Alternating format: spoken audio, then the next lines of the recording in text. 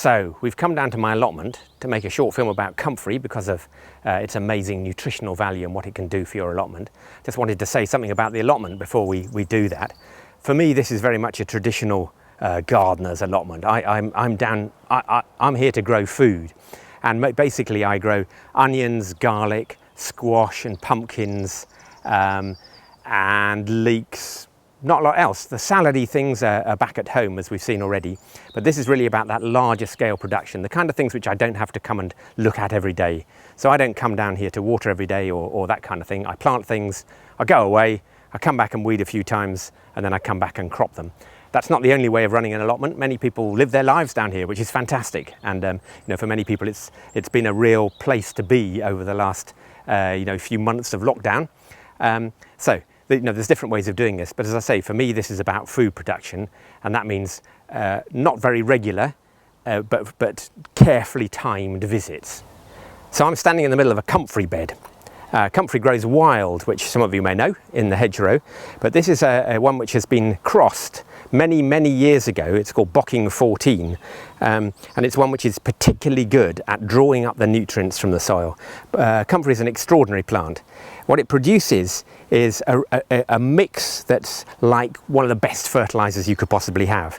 So many of you probably know that what you're looking for is you're looking for nitrogen, which is for green leafy stuff, NPK, nitrogen, potassium and phosphate. The potassium and phosphate give you the fast growing and the fruit, and the nitrogen's giving you the leaves. So basically what you're looking for is a balanced fertilizer, and what this stuff does is that. And it's drawing it up from the soil. You need to feed it, which you can do with pure chicken mess or any sort of manure, but then it's rebalancing it, and I'll show you how you make a manure in a second. But I've had this now for 10-15 years. There's 20 plants here, and plants are easy to propagate off a little bit of cutting, which again I'll show you in a moment, and you can still do at this time of year. So comfrey is used to make tea, it's used to make all sorts of medicinal things. It used to be known as knit bone because it mended your bones. So there's all sorts of uses for it, but what I'm interested in here, particularly in the allotment, is making this a massively rich fertiliser. This is the smelly way of doing it. I'll tell you about the non-smelly way in a moment. Here I've got a barrel, and this is all last year's tops. I get 4 crops a year off my comfrey, and this, I've buried it, and then sort of floating up to the top, the leaves are.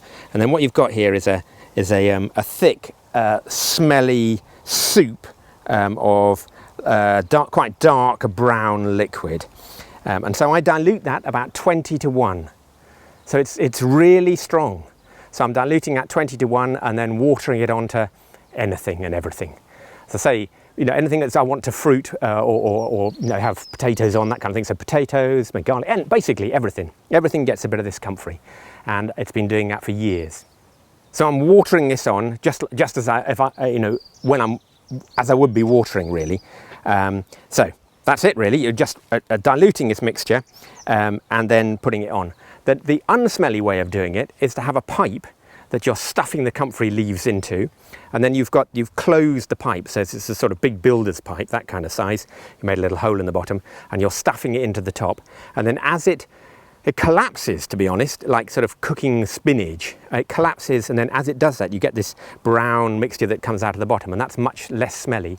And you can mix that with nettles as well. Nettles are higher in nitrogen, so if you want to use this for this mixture, this evil soup, for particularly for leafy things, so for spinach and anything that's leafy, lettuce and so on, you can put nettles in as well, and I put nettles in here as well. Actually, the bits of stem which aren't really rotting down, those ones there are nettle stem rather than comfrey. The comfrey would have rotted completely, but this stuff is the nettles.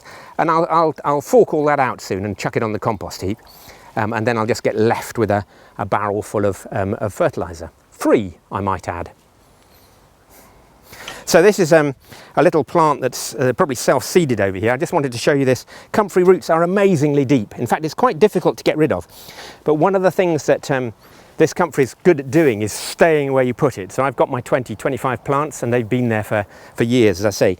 But if you want to propagate it, you can dig it up, and then what you'll get is a little pile of, well, basically, I've got one root on there, and then so that's one comfrey root, but then if you break a little side off there, that little bit has roots on it. No, there's another 2 on there at least that you could break off and then plant those. It's getting a bit late. This is now the middle of April, heading towards May. It's a bit late because they're a bit leafy. There's not really a lot of root to support that top, but as long as that was well watered, you could get away with that and plant it now. I'd rather have done it a few weeks ago, to be honest. But that's basically how you propagate it. And because it comes from the same plant, it's always going to be the same plant. So what you'll get is Bocking 14 off this. So if you've got the space, Comfrey's definitely worth growing, and it doesn't mind shade, so you can stick it up against a wall or in a corner or somewhere that's not, where you wouldn't be able to grow good veg. But it gives that fantastic balance of fertiliser, which you can't replicate. It's not just about it being free, it's about getting something which really does the job. And there's a lot of evidence that using things like this rather than a commercial or a fertiliser that's been made in a factory actually produces plants which are stronger and more healthy and more able to resist disease and so on. So I'd definitely go for Comfrey. As I say, I've used it for years, my dad used it for years, and many growers all over Britain do. So just before we came out, I was reading the book on Comfrey, called Comfrey, by Lawrence D. Hills, which is absolutely incredible, including all the history of the guy who brought the first plants from Russia, who actually went to Russia. No, he didn't go to Russia, sorry, he got the plants from Russia because he was looking for something to make glue to go on the back of stamps. The first stamps didn't have glue. You cut them up with a pair of scissors and then you glued the back of the stamp before you stuck it on your envelope. And what he was looking for was a plant which had the glue. So he went to get that.